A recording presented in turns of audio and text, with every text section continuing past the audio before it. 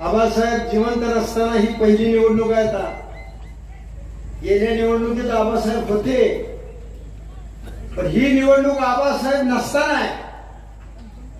त्यामुळे आता खरी तुमची कमाल आहे की तुम्हाला आबासाहेबांबद्दल खरं प्रेम असेल आणि दुसरा आबासाहेब जर आता ह्या सांगोला तालुक्यात नेतृत्व तयार करायचं असेल आणि दुसरा होणारा आमदार हा हुबेहूब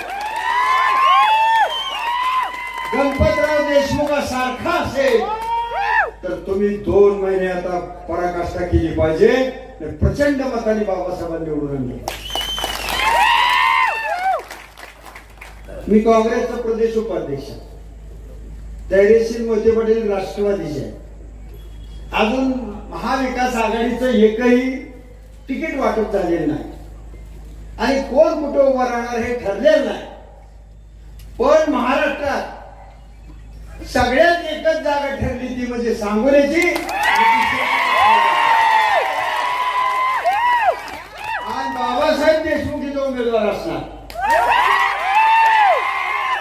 त्याच्यावर राष्ट्रवादीचं एकमत आहे, काँग्रेसचं एकमत आहे, शिवसेना उद्धव ठाकरे गटाचं एकमत आहे, रिपब्लिकन पक्षाचं एकमत आहे, सगळ्याच एकमत आहे.